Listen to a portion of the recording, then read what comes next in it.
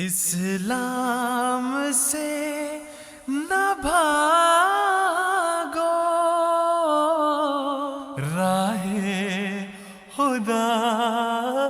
یہی ہے۔ اے سونے والوں جاگو، شمس الضحیٰ یہی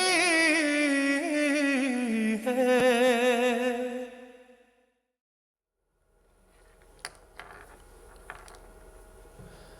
بسم اللہ الرحمن الرحیم۔ السلام علیکم ورحمۃ اللہ وبرکاتہ۔ جیسے جیسے دنیا کے حالات آگے بڑھتے جا رہے ہیں، ہم دنیا میں یہ دیکھ رہے ہیں کہ مختلف قسم کی تباہی اور بربادی کے سماں ہمیں نظر آ رہا ہے۔ ایسی حالت میں مان انسان کو اس بات کا خیال آتا ہے، اور خاص طور پہ ان لوگوں کو جو ہستی باری تعالیٰ پر یقین رکھتے ہیں کہ وہ پاک وجود جو اس دنیا کو بنانے والا ہے، کیا اس کو ہماری فکر ہے؟ اور جب یہ سوال ذہن میں آتا ہے تو انسان اس سوال کا جواب لینے کے لیے یقیناً ارد گرد نگاہ بھی دوڑاتا ہے۔ جماعت احمدیہ وہ واحد جماعت ہے اس وقت دنیا میں جو لوگوں کو اس طرف لے کر آتی ہے کہ اس کائنات کے بنانے والے نے ہر زمانہ میں جہاں ایک طرف انبیاء علیہم السلام کو اس دنیا میں بھیجا تاکہ وہ لوگوں کی اور اللہ تعالیٰ پر ایمان رکھنے والوں کی اصلاح کا کام کریں اور لوگوں کو اللہ تعالیٰ کے ساتھ ملانے کی کوشش کریں، اور اسی طرح انبیاء کے بعد خلفاء کا سلسلہ جاری ہوتا رہا ہے۔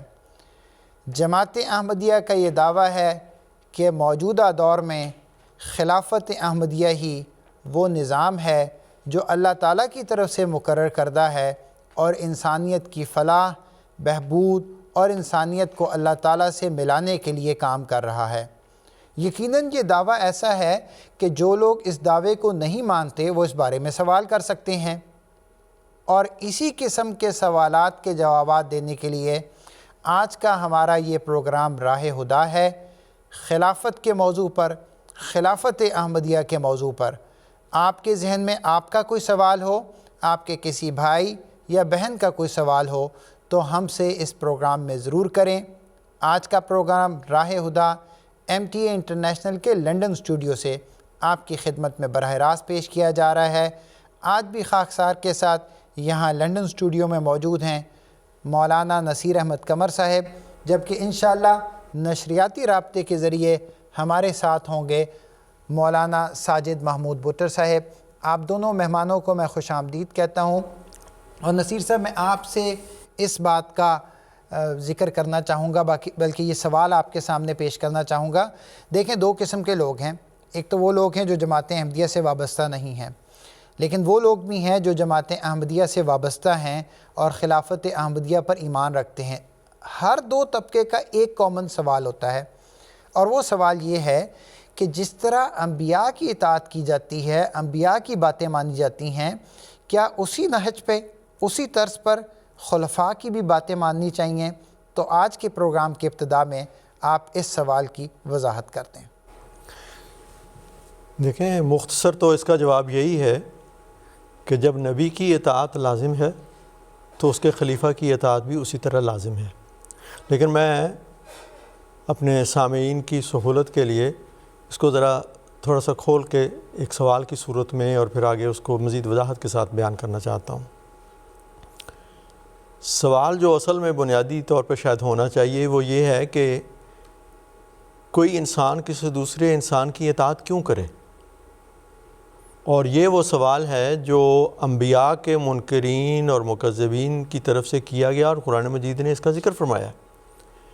کہ وہ یہ کہتے ہیں ابشرم منا واحدا نتبعہ، کیا ہماری طرح کا ایک انسان، اسی طرح اس کے ہاتھ، پاؤں، ناک، کان، زبان، بازاروں میں چلتا، کھاتا پیتا ہے، بازاروں میں چلتا پھرتا ہے، ہماری طرح کا ایک بشر ہے، ہم کیوں اس کی پیروی کریں؟ تو قرآن کریم ان کے اس سوال کو لیتا ہے اور بڑی زوردار الفاظ میں اس کا جواب دیتا ہے۔ بات اصولی طور یعنی سوال درست ہے کہ جب سب انسان برابر ہیں تو کوئی ایک انسان دوسرے کی اطاعت کیوں کرے؟ کوئی وجہ ہونی چاہیے۔ قرآن مجید یہ بتاتا ہے کہ اصل میں بنیادی طور پر جو اطاعت ہے وہ صرف اللہ تعالیٰ کا حق ہے۔ فرماتا ہے فَإِلَٰهُكُمْ إِلَٰهٌ وَاحِدٌ فَلَهُ أَسْلِمُوا، تمہارا معبود ایک ہی معبود ہے، اس کی فرمانبرداری کرو۔ اب سوال یہ پیدا ہوتا ہے کہ اللہ کی فرمانبرداری کیسے کرے کوئی انسان؟ خدا تو خود زمین پہ آ کے نہیں بتاتا کہ اس طرح کرو، اس کے لیے اس نے ایک نظام قائم فرمایا ہے،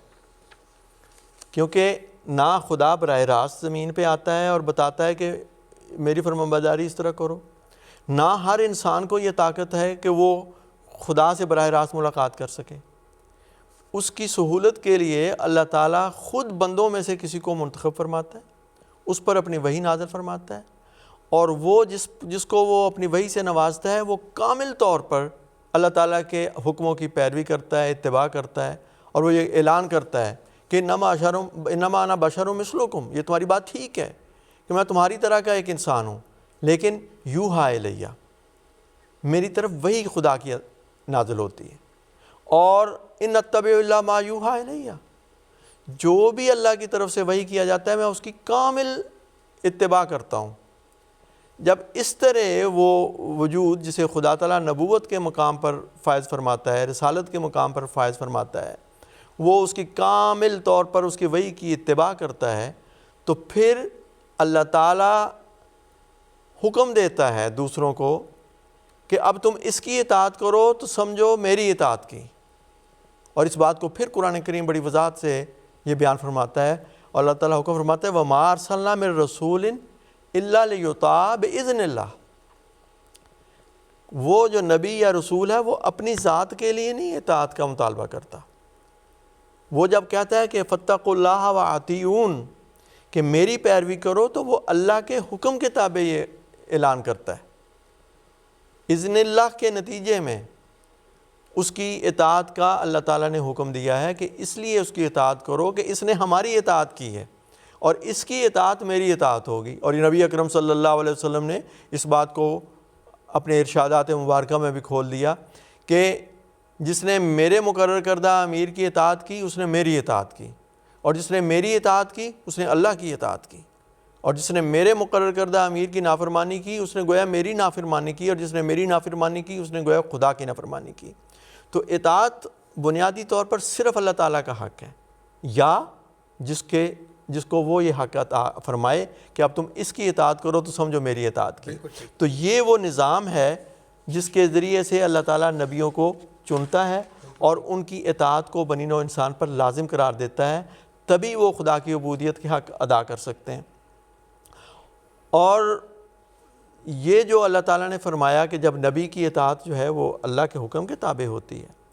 تو پھر نبی کے خلیفہ کی اطاعت بھی اسی اللہ کے حکم کے تابع ہی آتی ہے، کیونکہ خلیفہ جو ہے وہ خدا کا بنایا ہوا ہوتا ہے، اور وہ اسی رسول کی کامل اتباع کرنے والا ہوتا ہے۔ وہ اپنی یہ مبارک اور مقدس وجود جو ہیں یہ تعلق باللہ اور اتباع وحی الہی میں اس مقام پر پہنچے ہوتے ہیں کہ خدا تعالیٰ کی طرف سے انہیں اس منصب امامت پر فائز کیا جاتا ہے، اور جو ایک ایسے امام کا انکار کرے، اس کی اطاعت سے نکل جائے جسے خدا نے مقرر فرمایا ہے، تو وہ پھر فاسق کہلاتا ہے۔ دیکھیں اس دنیا میں نماز کا جو نظام ہے اللہ تعالیٰ نے ہمیں عطا فرمایا، قرآن کریم نے ہمیں بتایا، آن صلی اللہ علیہ وسلم نے اس کی وضاحت فرمائی،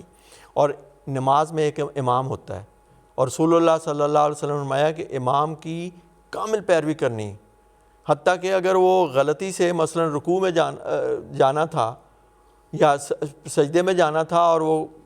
کھڑا ہو گیا ہے اللہ اکبر کہہ کے، تو آپ کو یہ حق نہیں ہے کہ آپ کہیں جی امام کو غلطی لگ گئی ہے میں تو بیٹھا رہوں گا، یا میں تو دوسرا سجدہ کروں گا، یا یہ تو اب رکعتیں ختم ہو گئی تھیں غلطی سے، نافرمان کہلائیں گے۔ رسول اللہ صلی اللہ علیہ وسلم نے فرمایا کہ اگر کوئی امام کے سجدہ سے سر اٹھانے سے پہلے سر اٹھا لیتا ہے تو اس کا سر گدھے کا سر ہے، یہ نہیں کہ وہ واقعتاً گدھا بن جاتا ہے، یہ کہ استعارہ ہے نہایت لطیف کہ اس کے وہ حماقت کر رہا ہے، امام کی اطاعت سے نکل رہا ہے۔ تو جب نماز میں انسانوں کے مقرر کردہ امام کی اطاعت سے نکلنے سے انسان فاسق اور گدھا اور بیوقوف کہلاتا ہے، تو خدا کے مقرر کردہ امام خواہ وہ براہ راست نبوت کی صورت میں ہو یا اس نبی کے بعد خدا ہی کے مقرر کردہ نظام خلافت میں اس کا مقرر کردہ خلیفہ ہو، اس کی اطاعت سے جو بھی نکلے گا وہ فاسق کہلائے گا۔ اور یہ آیت استخلاف اس پر بڑی وضاحت سے روشنی ڈالتی ہے۔ نصیر صاحب میرے خیال میں ہم آگے بھی پروگرام میں اس موضوع پہ گفتگو جاری رکھیں گے۔ ایک اور بڑا اہم سوال ہے، وہ میں لے کے ساجد صاحب کی طرف جانا چاہوں گا، لیکن اس سے پہلے میں اپنے ناظرین کو یہ بتانا چاہوں گا، پروگرام راہ ہدیٰ دراصل آپ لوگوں کا پروگرام ہوتا ہے، اور اس پروگرام کی بنیاد ہی آپ لوگوں کی طرف سے کیے گئے سوالات پر ہوتی ہے۔ اس لیے اگر آپ کے ذہن میں کوئی بھی سوال ہے تو آپ کو اپنی اسکرین پر تقریباً آئندہ 50 منٹ تک ہمارا لینڈ لائن نمبر بھی نظر آتا رہے گا، اور اگر آپ اپنا تحریری سوال یا وائس میسیج کے ذریعے سوال بھجوانا چاہیں تو ہمارا واٹس ایپ نمبر ضرور نوٹ کر لیں۔ میں محترم ساجد صاحب کے سامنے جو سوال پیش کرنا چاہوں گا وہ بھی ایک عام طور پر لوگوں میں پائی جانے والی غلط فہمی ہے، اور ساجد صاحب میں چاہوں گا کہ میں سوال آپ کے سامنے پیش کر دوں، آپ خود ہی اس سوال کی وضاحت کریں اور اس سوال کے جواب دیں۔ سوال آپ کے سامنے میں یہ پیش کرنا چاہتا ہوں کہ عام طور پر لوگ جب خلفائے راشدین کی طرف دیکھتے ہیں تو ان کو یہ نظر آتا ہے کہ خلفائے راشدین نہ صرف خلفاء تھے بلکہ وہ سربراہ مملکت بھی تھے۔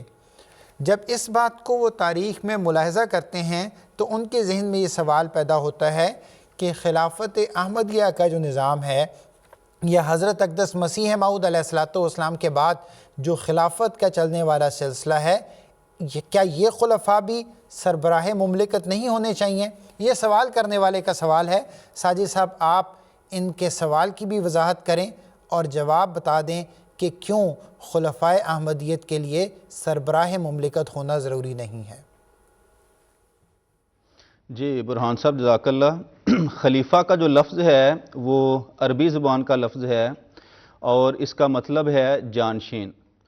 تو جب ہم خلیفہ کہیں گے کہ یہ فلاں نبی کا خلیفہ ہے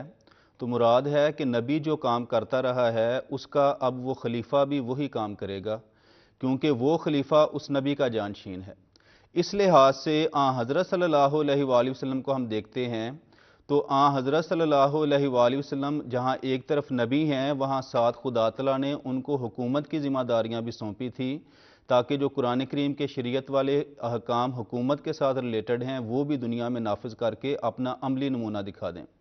قرآن کریم پڑھنے سے ہمیں معلوم ہوتا ہے کہ دو قسم کے انبیاء آئے ہیں۔ بعض وہ انبیاء ہیں جو خدا تعالیٰ کی طرف سے نئی شریعت لے کے آئے ہیں، اور بعض ایسے انبیاء آئے ہیں جو نئی شریعت تو نہیں لے کے آئے لیکن پہلی شریعت کے تتبع اور پیروی اور اطاعت میں ہی وہ نبوت کے آگے کام جو ہے احکام جو ہیں وہ لوگوں تک پھیلاتے رہے ہیں۔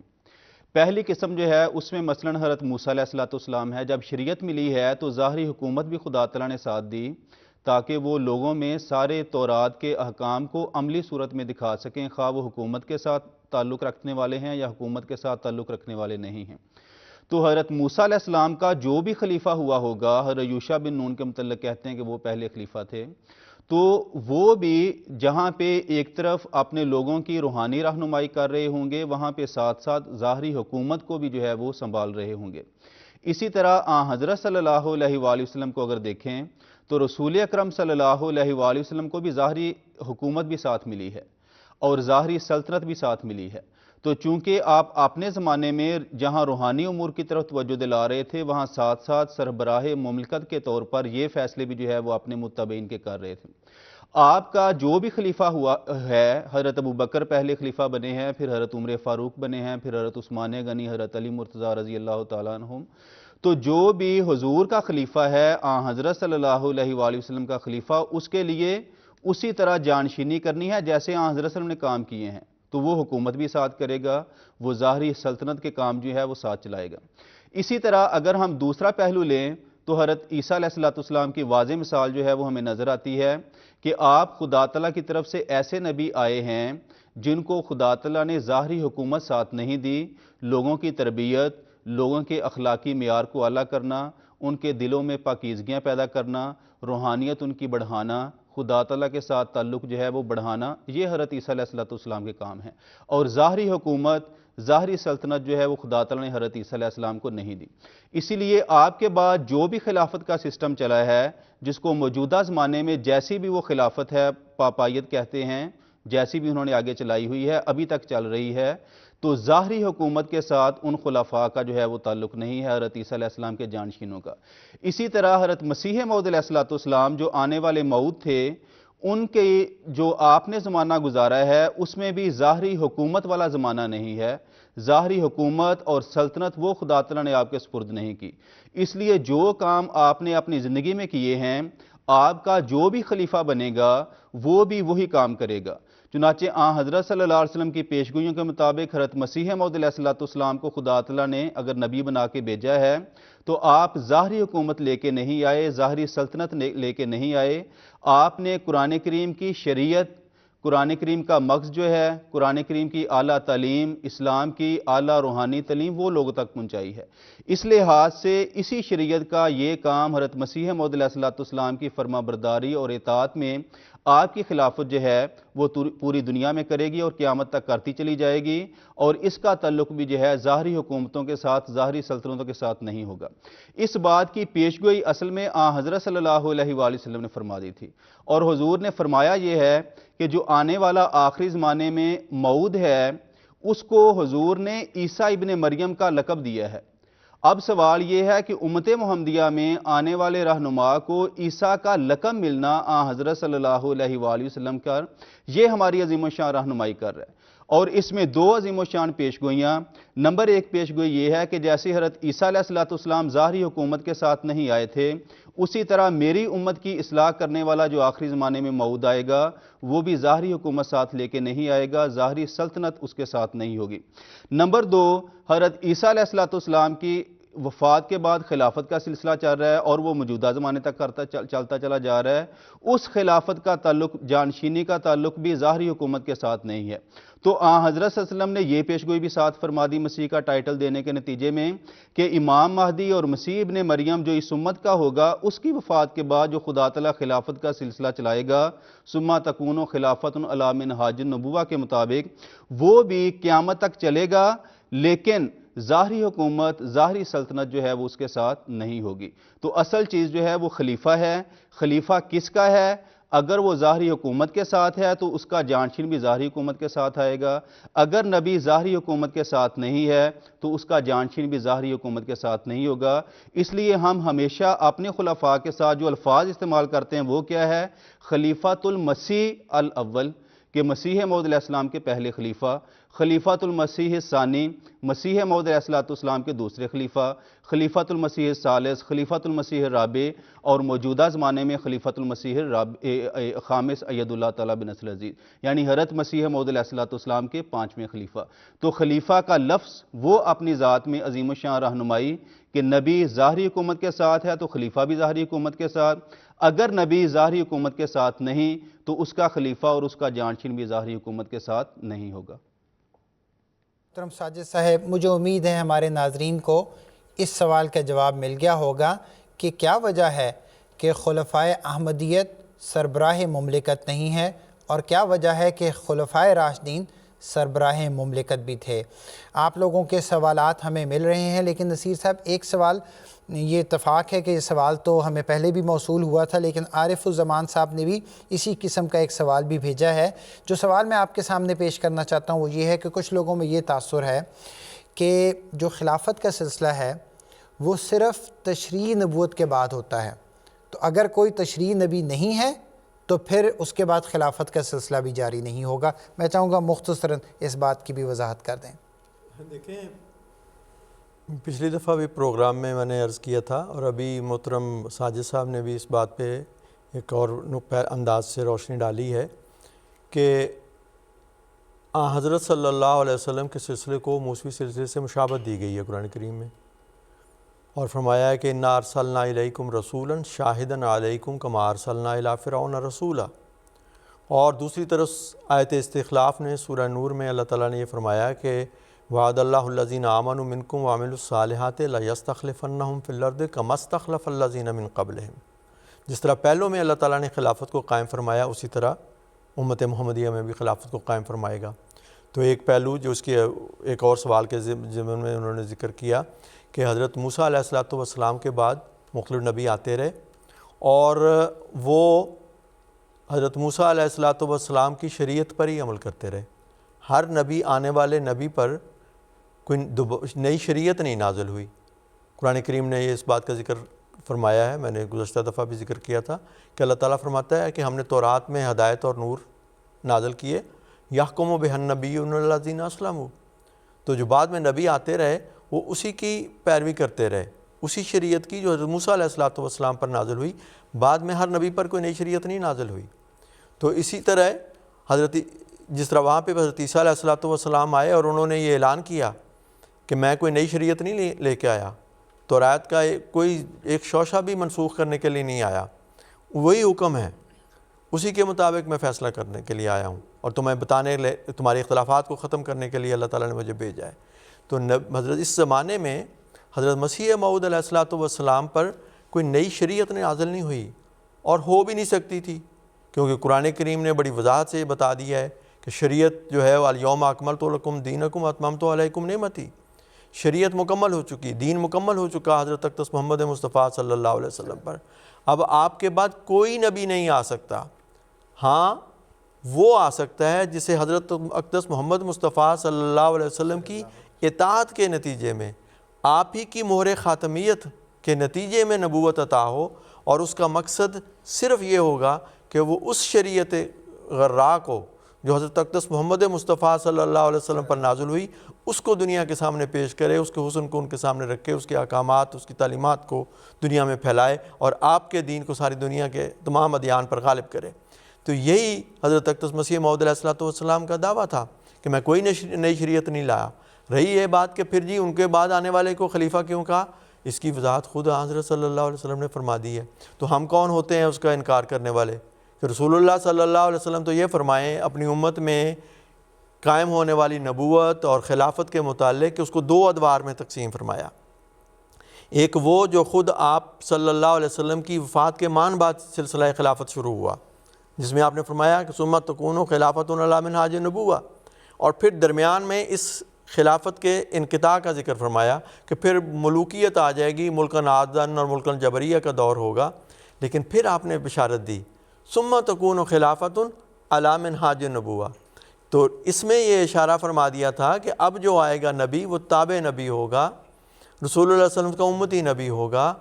قرآن کے تابع ہوگا، کوئی نئی شریعت لانے والا نہیں ہوگا، لیکن حضرت صلی اللہ علیہ وسلم نے اسے نبی فرمایا اور اس کے بعد قائم ہونے والے سلسلے کو خلافت ہی فرمایا ہے۔ تو جب رسول اللہ صلی اللہ علیہ وسلم اپنے امتی نبی کے بعد جاری ہونے والے سلسلہ خلافت کے لیے خلیفہ کا لفظ استعمال فرماتے ہیں،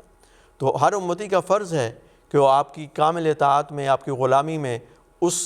خلافت کے سلسلے کو بھی جو مسیح موعود اور مہدی موعود کے بعد جاری ہونے والا تھا اس کے لیے بھی خلیفہ کا لفظ استعمال فرمائے، لیکن وہ خلیفہ ہوگا اس امتی نبی کا،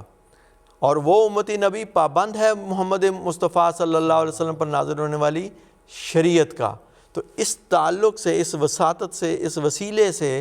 حضرت صلی اللہ علیہ وسلم کے بعد کے ساتھ اس سلسلے کا تعلق جڑتا ہے، اور اس کے اغراض اور مقاصد وہی ہیں، یعنی قرآن کریم کی شریعت غراء کو دنیا کے سامنے کھولنا، بیان کرنا، اور رسول اللہ صلی اللہ علیہ وسلم کے مقاصد بعثت کی تکمیل۔ بالکل ٹھیک نصیر صاحب، دیکھیں ہم تو ہمیشہ بات یہ کرتے ہیں نا کہ جماعت احمدیہ جو کچھ بھی کہہ رہی ہے، چاہے بانی جماعت احمدیہ حضرت مرزا غلام احمد قادیانی علیہ السلام کی بات کریں یا آپ کے خلفاء کی بات کریں، ہمارا تو دعویٰ یہ ہے کہ کوئی بھی بات ہمارے آقا و مولا حضرت محمد مصطفیٰ صلی اللہ علیہ وسلم کے بیان کے خلاف نہیں ہے، آپ کی پیشگوئیوں کے عین مطابق ہے، اور اسی کی طرف ہم دنیا کو بلاتے ہیں، خاص طور پہ امت مسلمہ سے تعلق رکھنے والے لوگوں کو۔ دیکھیں خاص طور پر اس زمانے میں اور اس وقت میں اگر امت مسلمہ کی حالت زار کو دیکھا جائے تو میرے خیال میں کوئی بھی اگر غور سے ہماری جو تاریخ، جو گزشتہ 100 سال کی تاریخ ہے یا 150 سال کی تاریخ ہے، اگر اس کو دیکھے گا تو خود اس کے دل سے یہ آواز نکلے گی کہ یہی وہ زمانہ ہے جس میں ہمارے آقا و مولا حضرت محمد مصطفیٰ احمد مجتبیٰ صلی اللہ علیہ وسلم کے بیان کے مطابق، آپ کے فرمان کے مطابق، آپ کی پیشگوئیوں کے مطابق آنے والے نے آنا تھا۔ دیکھیں جماعت احمدیہ صرف یہ کہہ رہی ہے کہ وہ جس وجود نے آنا تھا وہ آ چکا ہے۔ اب یہ آپ کو چاہیے کہ اس بارے میں آپ غور و تدبر کریں، تحقیق کریں اور حقیقت کو جاننے کی کوشش کریں۔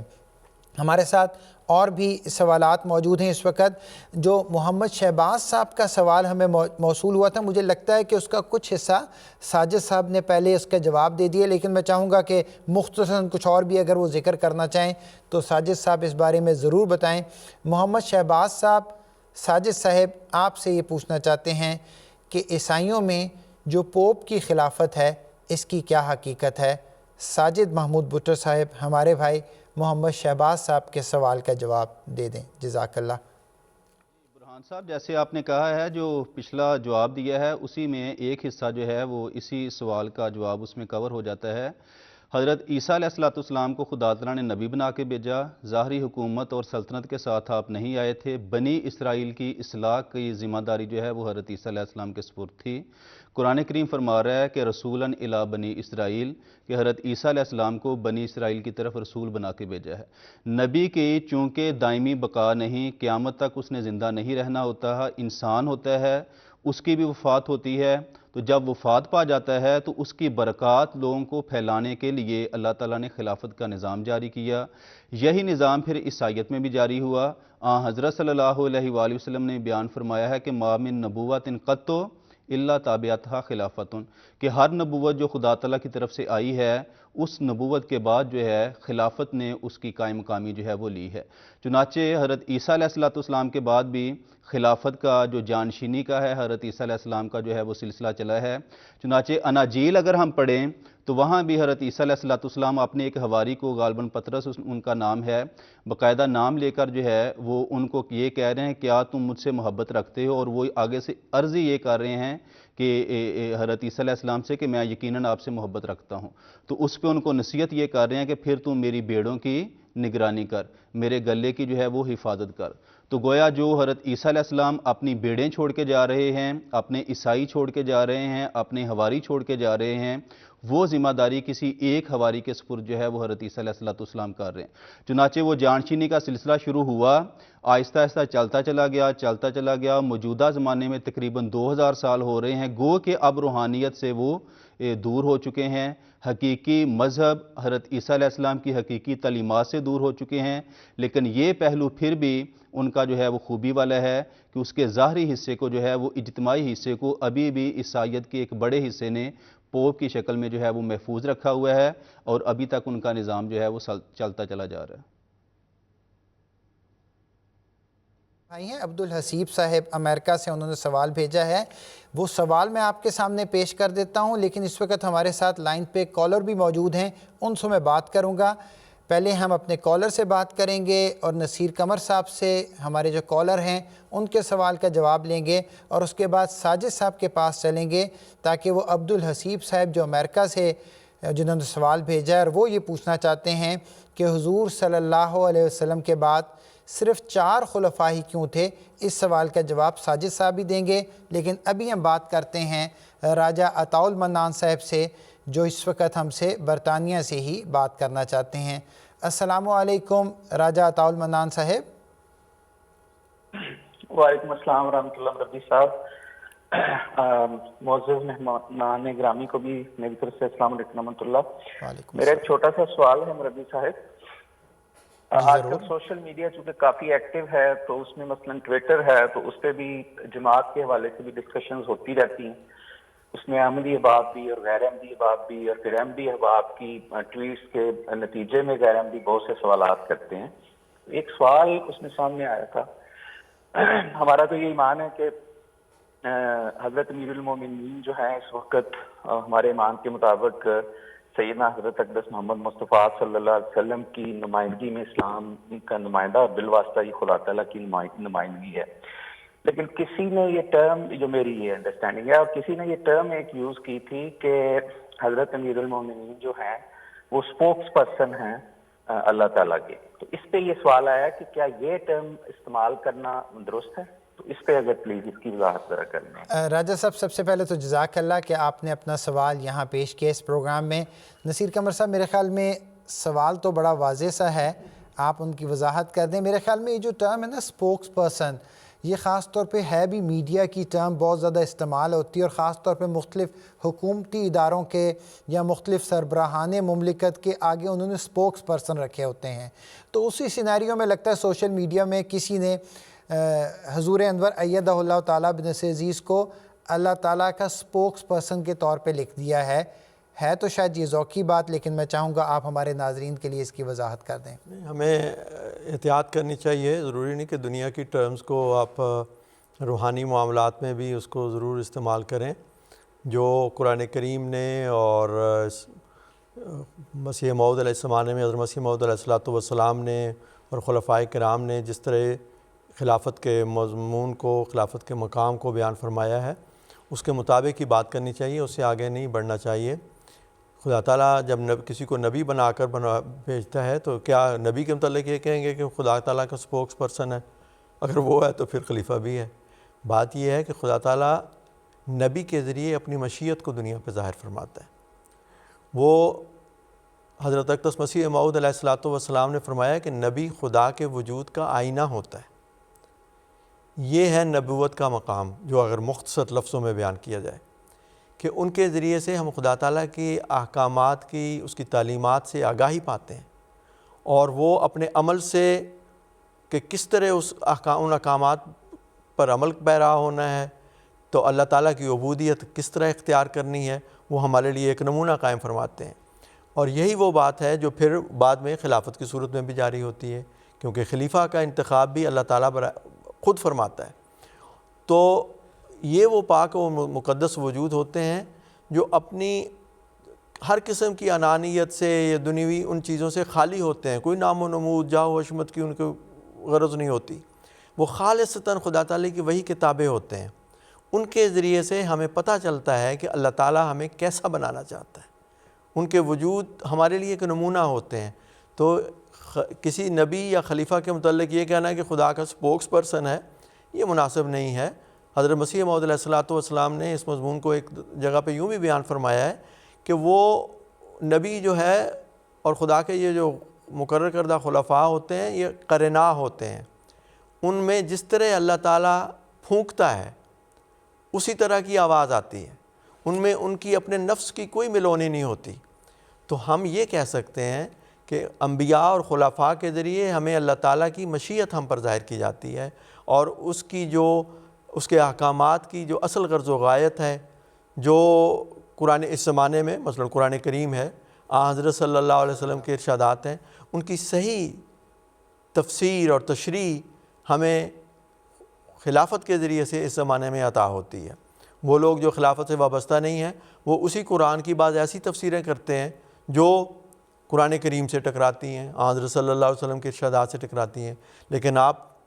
خلافت حقہ اسلامی احمدیہ پر کے مرتبہ مقام اور مرتبے پر فائز خلفائے کرام کی تفاسیر اور تشریحات کو پڑھیں تو پھر پتہ چلتا ہے کہ قرآنی احکامات کی، تعلیمات کی، رسول اللہ صلی اللہ علیہ وسلم کے ارشادات کی کیا غرض و غایت تھی اور کیسے وہ پرحکمت ارشادات ہیں۔ تو اسی طریق پر اس کو لینا چاہیے، اور خام خواہ کی نئی اصطلاحات ایجاد کر کے تو کوئی بدعتی طریق اختیار نہیں کرنا چاہیے۔ ہمیں جو صراط مستقیم عطا ہوا ہے ہمیں اس کے اندر ہی رہنا چاہیے۔ بالکل ٹھیک نصیر صاحب۔ دوسرا یہ کہ یہ جو آج کل کی اس طرح کی اصطلاحات ہیں، خود ان اصطلاحات کو یوز کرنے والوں کو بھی نہیں پتہ کہ اس کے معنی کیا کن معنوں میں استعمال ہوتے ہیں۔ تو آپ نے بالکل صحیح جس طرح رہنمائی کر دی ہے۔ ساجد صاحب سے بات کرتے ہیں۔ ساجد صاحب، آپ کے سامنے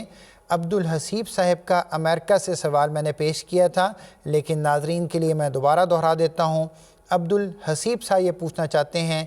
کہ حضور صلی اللہ علیہ وسلم کے بعد صرف 4 خلفاء ہی کیوں تھے؟ ساجد محمود بھٹو صاحب۔ جی، بات یہ ہے کہ حضرت صلی اللہ علیہ وآلہ وسلم نے اپنے زمانے سے لے کر قیامت تک امت محمدیہ کے جو بڑے بڑے ادوار آنے ہیں ان سب کے متعلق عظیم الشان پیشگوئیاں فرمائی ہیں۔ چنانچہ حضور کے زمانے سے لے کر قیامت تک کے جو مختلف ادوار ہیں، ہم یہ کہہ رہے ہیں کہ جو بھی کام ہوا ہے، کیوں تو الگ بات ہے، اس کا ایک جواب یہ ہے کہ حضرت صلی اللہ علیہ وآلہ وسلم نے خدا تعالیٰ سے علم پا کے جو ہے کہ یہ واقعات ہونے ہیں، یہ واقعات ہونے ہیں، یہ واقعات ہونے ہیں، اس قدر زمانے میں ہونے ہیں، وہ بتائے، اور وہ عظیم الشان پیشگویاں جو ہیں وہ پوری ہوئیں۔ چنانچہ جو ابتدائی حصہ ہے حضور صلی اللہ علیہ وسلم کا، وہ آپ کی وفات کے بعد جو حضور نے بیان کیا، ابھی مکرم نصیر صاحب بھی بیان فرما رہے تھے، استاذی المکرم، کہ حضرت صلی اللہ علیہ وسلم نے فرمایا کہ میرے بعد جو ہے وہ خلافت کا سلسلہ جاری ہوگا اور پھر اس کے بعد جو ہے وہ ملوکیت کا۔ ایک اور حدیث میں اسی مضمون کو جو ہے وہ بیان حضور نے فرمایا کہ الخلافۃ ثلاثون سنتن، کہ خلافت راشدہ کا جو زمانہ ہے وہ 30 سال تک ہے۔ چنانچہ حضرت صلی اللہ علیہ وآلہ وسلم کی ان پیشگوئیوں کے مطابق جو بھی امت میں حالات آئے اس زمانے میں وہ ہم سب کے سامنے ہیں، جو مسلمانوں کی حالت ہوگی وہ ہم سب کے سامنے ہے۔ چنانچہ ابتدائی جو عظیم الشان خلافت راشدہ کا زمانہ تھا وہ حضور کی پیشگوئی کے مطابق 30 سال رہا، لیکن اس کا ہرگز یہ مطلب نہیں کہ اب خلافت راشدہ کے بعد صرف اندھیرا ہی اندھیرا ہے۔ رسول اکرم صلی اللہ علیہ وسلم کی ایک اور پیشگوئی تھی، وہ حضور کی 300 سال تک تھی، اور اس میں حضور نے فرمایا کہ میری امت کی جو میرے بعد 3 صدیاں ہیں وہ بہترین صدیاں ہیں۔ چنانچہ خیر الناس قرنی ثم الذین یلونہم ثم الذین یلونہم، فرمایا کہ لوگوں میں سے بہترین صدی جو ہے زمانوں میں سے وہ میری صدی ہے جس میں میں موجود ہوں، اور میرے یہ بعد میں خلافت راشدہ موجود ہوگی، پھر اس کے بعد دوسری صدی ہے، پھر اس کے بعد تیسری صدی ہے۔ تو پہلی 3 صدیوں کو بھی حضرت صلی اللہ علیہ وآلہ وسلم نے بہترین جو ہے وہ صدیاں قرار دیا۔ اور اگر ہم تاریخی طور پہ دیکھیں تو سیاسی لحاظ سے مسلمان بہت دنیا میں پھیلے، علمی لحاظ سے مسلمانوں نے عظیم الشان کارنامے کیے۔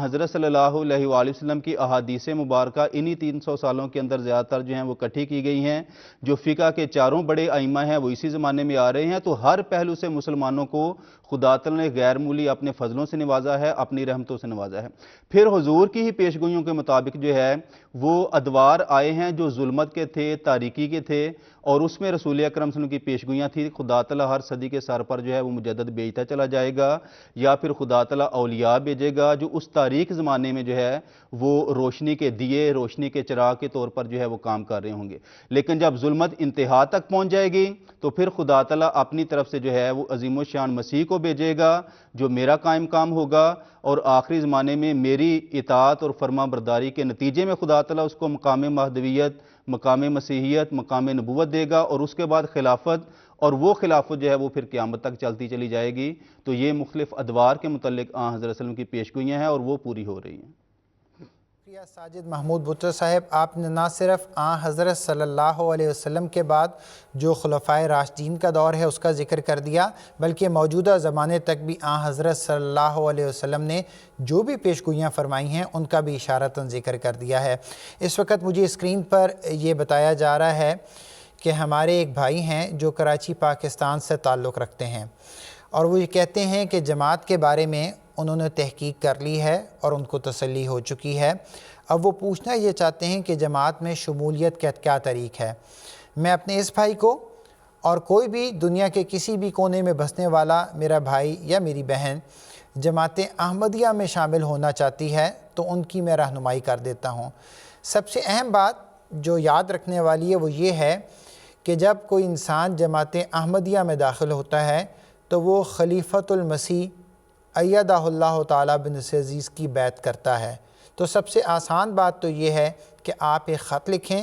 اور حضرت خلیفۃ المسیح الخامس ایدہ اللہ تعالیٰ بن عزیز کی خدمت میں بھیج دیں۔ اول تو آپ بہت آرام سے گوگل پہ سرچ کر سکتے ہیں، آپ کو یہاں برطانیہ کا پتہ معلوم ہو جائے گا۔ لیکن اگر آپ کو کچھ نہیں بھی علم ہوتا تو ہماری MTA کی نشریات میں MTA کے پتے پہ بھی آپ بھجوا سکتے ہیں۔ آپ کا وہ خط حضور انور ایدہ اللہ تعالیٰ بن عزیز کی خدمت میں ضرور بھجوا دیا جائے گا۔ بلکہ یہی رابطہ نمبر جس پہ آپ نے ہم سے رابطہ کیا ہے، اگر آپ اس پر بھی لکھ کے وہ خط بھجوا دیں گے تو ہم وہ حضور انور ایدہ اللہ تعالیٰ بن عزیز کی خدمت میں ضرور بھجوا دیں گے۔ یہ تو پہلی اور بنیادی بات ہو گئی۔ لیکن دوسری اہم بات یہ ہے کہ یہ کوئی لکھ کر یا کوئی سادہ کاغذی بیعت نہیں ہے، اصل میں ہمارے اعمال ہیں جن میں تبدیلی ہونا ضروری ہے، اور یہ سب سے زیادہ اہم بات ہے۔ جماعت احمدیہ کی تعلیمات ہیں ہی دراصل اسلامی تعلیمات، اس لیے آپ ان تک رسائی بآسانی حاصل کر سکتے ہیں ہماری آفیشیل ویب سائٹ الاسلام.org کے ذریعے، اور دنیا کے کسی بھی کونے میں آپ موجود ہوں آپ اس ویب سائٹ تک کسی نہ کسی طرح بہرحال پہنچ سکتے ہیں۔ اور کیونکہ آپ نے جنہوں نے یہ بات پوچھی ہے ان کا تعلق کراچی پاکستان سے ہے، تو میں بڑے واضح طور پہ بتانا چاہتا ہوں کہ کراچی پاکستان میں جماعت احمدیہ موجود ہے۔ آپ مقامی طور پر بھی جماعت احمدیہ سے رابطہ کر سکتے ہیں۔ نہ صرف آپ کی بلکہ میرے دیگر بہنوں اور بھائیوں کی بھی اللہ تعالیٰ رہنمائی کرے اور آپ کا حامی و ناصر ہو۔ محترم نصیر قمر صاحب، محمد شہباز صاحب نے ہمیں فیصل آباد سے یہ سوال بھی بھیجا تھا کہ قرآن کریم کہتا ہے ان الذین قالوا ربنا اللہ ثم استقاموا تتنزل علیہم الملائکۃ الا تخافوا ولا تحزنوا۔ میرے بھائی یہ پوچھنا چاہتے ہیں کہ اس سے کون لوگ مراد ہیں؟ اس سے وہی لوگ مراد ہیں جن کا اس آیت کریمہ میں ذکر ہے، یعنی وہ لوگ جو ربنا اللہ کہتے ہیں، جب کہتے ہیں کہ ہمارا رب اللہ ہے اور پھر اس پر استقامت اختیار کرتے ہیں، یعنی کامل توحید پر قائم رہتے ہیں، پھر رب یہ کہہ کے کہ اللہ ہمارا رب ہے، پھر دوسرے انسانوں کو اپنا رب نہیں بناتے، اور وہ لوگ جو اس وجہ سے انہیں اذیتیں دیتے ہیں، تکلیفیں دیتے ہیں کہ یہ لا الہ الا اللہ کا اقرار کیوں کرتے ہیں، کیونکہ ثم استقاموا قالوا ربنا اللہ ثم استقاموا میں یہ مضمون شامل ہے کہ ان استقامت کی ضرورت کیوں پڑی۔ اس کا مطلب یہ ہے کہ ان کے اس اعلان کی وجہ سے کہ ہم یہ اعلان کرتے ہیں، اقرار کرتے ہیں کہ لا الہ الا اللہ، ان پر مصیبتوں کے پہاڑ توڑے جاتے ہیں، انہیں طرح طرح کی اذیتیں دی جاتی ہیں، انہیں قسم قسم کی تکلیفوں اور مصیبتوں میں مبتلا کیا جاتا ہے، پہاڑ توڑے جاتے ہیں ان پر، ان کی جان کے، ان کے مال کے، ان کے عزیز و اقارب کے درپے ہو جاتے ہیں لوگ، ان کے گھروں کو جلاتے ہیں، مسمار کرتے ہیں، ان کے رزق کے ذرائع بند کرنے کی کوشش کرتے ہیں، انہیں ملازمتوں سے نکال دیتے ہیں، انہیں قسم قسم کی مصیبتوں میں مبتلا کرتے ہیں، لیکن وہ استقامت سے اس پر قائم رہتے ہیں اور غیر اللہ کے سامنے سر نہیں جھکاتے۔ یہ جو لوگ ہوتے ہیں ان پر اللہ تعالیٰ فرماتا ہے کہ ان کی اس استقامت کے نتیجے میں کہ جب انہوں نے خدا کے دامن کو تھاما، اس کے ہاتھ میں اپنا ہاتھ دیا، تو پھر کسی اور کی پرواہ نہیں کی، تو پھر خدا کے فرشتے ان پر اترتے ہیں اور ان کے خوف اور حزن کو دور کر دیتے ہیں۔ اب یہاں کسی دنیاوی نظام کی بات نہیں ہو رہی، اللہ کو رب ماننا ہے اور اللہ کی ربوبیت کے تقاضوں کو پورا کرنا ہے۔ تو اس زمانے میں، اور یہ آیت ایک عمومی آیت ہے، امت محمدیہ میں یہ بشارت دی گئی ہے اس آیت کے ذریعے سے کہ جب بھی ایسے لوگ جو حقیقی توحید پر قائم ہوں گے، ربنا اللہ کہہ کے اس مضبوطی سے اس پر قائم رہیں گے اور کسی مخالفت کی، کسی دشمنی کی، کسی عداوت کی کوئی پرواہ نہیں کریں گے، خدا کے فرشتے ان پر اتریں گے، ان کے دلوں کو تسکین دیں گے، انہیں بشارتیں دیں گے۔ اب یہ جب کہا فرمایا تتنزل علیہم الملائکۃ، تو فرشتے اتریں گے، تو ساتھ ہی فرمایا اللہ تخافوا ولا تحزنوا، وہ کلام کریں گے، بشارتیں دیں گے۔ تو تعجب ہے کہ اتنے واضح فرمان الہی کے باوجود کس طرح مسلمان یہ کہہ دیتے ہیں کہ امت میں وحی و الہام کا سلسلہ بند ہے۔ لیکن یہ بات ذہن میں ضرور رہنی چاہیے کہ یہ جو بشارت دی ہے کہ فرشتے اترتے ہیں، یہ قرآن کے تابع ہے، قرآنی وعدے کے مطابق اترتے ہیں، قرآنی شریعت کے مخالف کوئی بیان لے کے نہیں، کوئی پیغام لے کے نہیں وہ اترتے،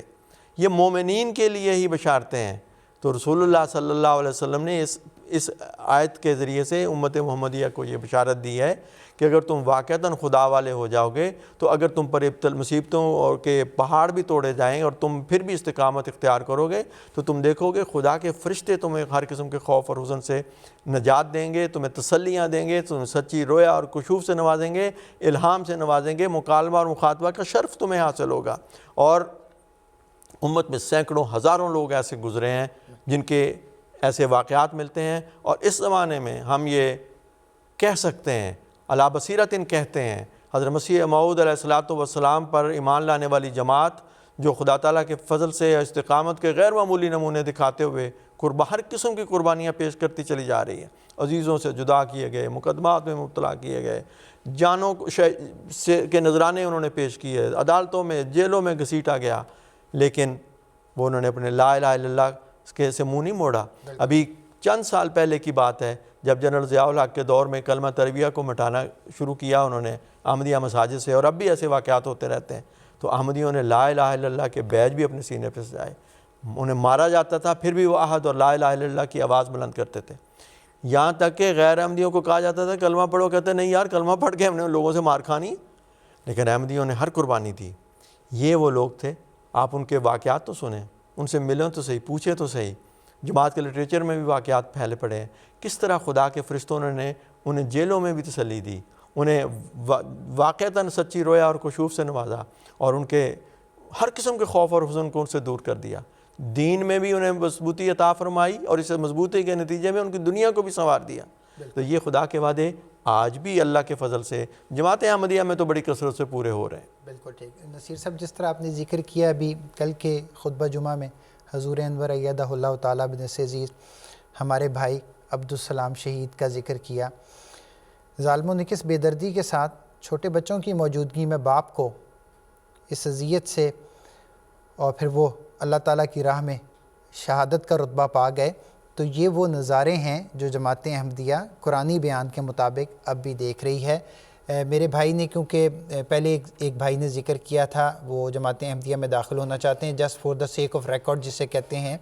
میں یہ بتانا چاہتا ہوں کہ حضور انور ایدہ اللہ تعالیٰ بن عزیز کو اگر کسی نے دنیا کے کسی بھی کونے سے خط لکھنا ہو تو اس کا ڈاک کا ایڈریس اسلام آباد، شیپ ہیچ لین، ٹلفرڈ،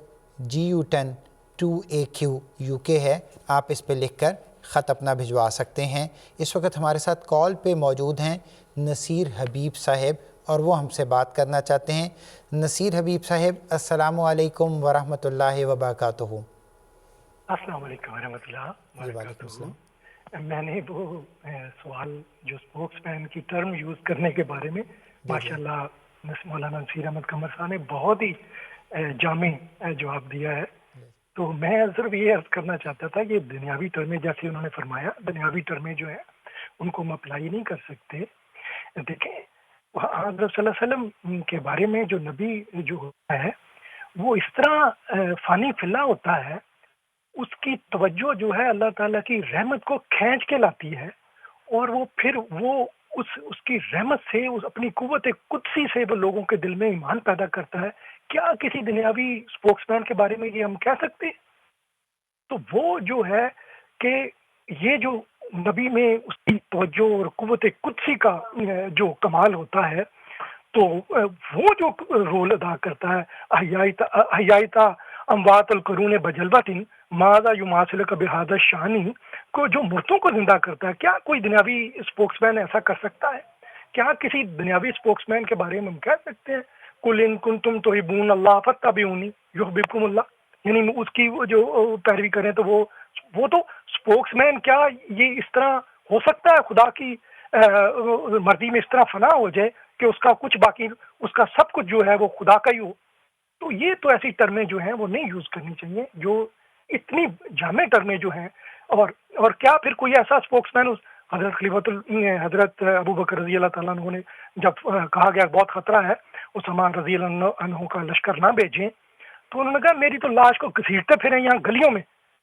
جانور،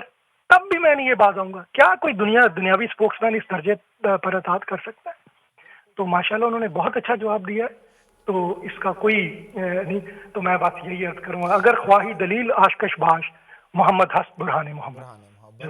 بہت بہت شکریہ نصیر حبیب صاحب، جس جذباتی انداز میں آپ نے اس بات کو پیش کیا ہے، یہ یقیناً ہم سب کے جذبات کی بھی غماز ہے یہ بات، کہ اصل بات یہ ہے کہ یہ تو ایک الگ سمندر ہے، یہ ایک الگ دنیا ہے۔ یہ جو اللہ تعالیٰ کے انبیاء کا ذکر ہے، اللہ تعالیٰ کے خلفاء کا ذکر ہے اور ان کے کاموں کا ذکر ہے، اصل میں اسی طرف تو ہم لے کے آنے کی کوشش کر رہے ہیں۔ اور دنیا جن حالات سے گزر رہی ہے، ہم دنیا کے سامنے بار بار یہ عرض کر رہے ہیں کہ ایک امام کی ڈھال کے پیچھے آ جائیں، اس کی اطاعت میں آ جائیں، تو پھر اللہ تعالیٰ انشاءاللہ اپنا فضل و رحم فرماتے ہوئے اس دنیا کی بھی حفاظت کرے گا اور ہماری بھی حفاظت کرے گا۔ اس وقت ایک سوال جو محمد عبدالرشید صاحب کا ہمیں موصول ہوا تھا، گو اس کا ہمارے آج کے ٹاپک سے تعلق تو نہیں ہے، لیکن میں چاہوں گا کہ ساجد صاحب مختصراً جو چند باتوں کی رہنمائی کر سکتے ہیں وہ ضرور کر دیں۔ ساجد صاحب، محمد عبدالرشید صاحب یہ پوچھنا چاہتے ہیں خانہ کعبہ کے بارے میں یا اس کی تاریخ کے بارے میں یا تعمیر کے بارے میں مختصراً کچھ آپ ان کی رہنمائی کر دیں۔ جی برہان صاحب، قرآن کریم کا جب ہم مطالعہ کرتے ہیں تو بعض اشارے ہمیں ملتے ہیں جس سے یہ اندازہ ہوتا ہے کہ خانہ کعبہ کی تعمیر کا زمانہ جو ہے وہ کس حد تک ہے۔ چنانچہ ایک آیت جو سورہ آل عمران میں ہے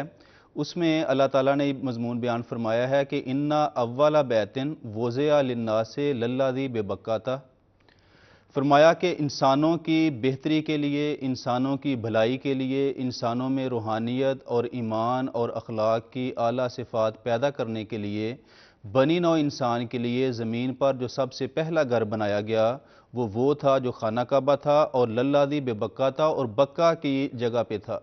تو گویا یہاں پہ مکہ کا لفظ بھی استعمال نہیں کیا بلکہ بکہ کا لفظ استعمال کیا، جو اس امر کی طرف دلالت کرتا ہے کہ بہت ہی پہلے زمانے میں، پرانے زمانے میں، بہت ہی ماضی میں یہ گھر جو ہے وہ انسانوں کی بھلائی کے لیے جو بنایا گیا ہے۔ حضرت ابراہیم علیہ السلام کا جو ذکر ملتا ہے کہ رویا کے مطابق جو اپنے بیٹے کو ذبح کرنا تھا، وہ دراصل مراد بھی یہی تھی کہ اس ایسی وادی میں چھوڑ کے آنا ہے جس پہ نہ پانی ہے، نہ کھانے کا سامان ہے، نہ رہائش کا کوئی اور سامان ہے، گویا کہ ذبح کرنا کی مترادف ہے۔ چنانچہ جب وہاں پہ لے کے آئے ہیں اور وہاں پہ ایک اعلیٰ اور بنیادی مقصد یہ تھا کہ خانہ کعبہ کی تعمیر، تو اس سے یہ بھی مراد نہیں تھی کہ وہاں پہ خانہ کعبہ پہلے موجود ہی نہیں تھا، موجود تھا، وہاں سے ختم ہو چکا تھا۔ ان بنیادوں کو پھر حضرت ابراہیم علیہ السلام نے جو ہے وہ اٹھایا ہے، اور یہ بھی اشارہ جو ہے ہمیں قرآن کریم سے ملتا ہے۔ چنانچہ اللہ تعالیٰ الفاظ یہ استعمال کرتا ہے وَإِذْ يَرْفَعُ إِبْرَاهِيمُ الْقَوَاعِدَ مِنَ الْبَيْتِ وَإِسْمَاعِيلُ، کہ اس خانہ کعبہ کی گھر کی بنیادوں کو جب ابراہیم اور اسماعیل علیہ السلام جو ہے وہ بنیادوں کو اٹھا رہے تھے، تو گویا ایک زمانہ آیا کہ وہ ختم ہو چکا تھا، بنیادیں تھیں، اللہ تعالیٰ نے حضرت ابراہیم علیہ السلام کی رہنمائی کی اور وہاں پہ انہوں نے پھر اس خانہ کعبہ کی جو ہے وہ تعمیر کی ہے۔ امت محمدیہ میں ایک بہت عظیم و شان ولی اللہ گزرے ہیں، حضرت محی الدین ابن عربی رحمۃ اللہ علیہ، 7ویں صدی ہجری میں، 638 ہجری میں ان کی وفات ہوئی ہے۔ ان کا ایک کشف ملتا ہے کہ میں نے خانہ کعبہ میں طواف کے دوران بعض ایسے لوگوں کو دیکھا جو بہت ہی ابتدائی زمانے کے جو ہیں وہ تعلق رکھنے والے تھے، جو تفصیل اس طرح تو اتنی معین یاد نہیں ہے، لیکن اس میں جب یہ امر ذکر ہوا کہ ان سے پوچھا گیا کہ تم کون ہو، تو انہوں نے کہا کہ میں آدم کی اولاد ہوں۔ انہوں نے پوچھا کس آدم کی اولاد ہو؟ آدم تو دنیا میں ہزاروں لاکھوں آئے ہیں۔ تو بہرحال اس لحاظ سے بھی ہماری اس امر کی طرف رہنمائی ہوتی ہے کہ ابتدائی زمانے میں جب انسان تھے،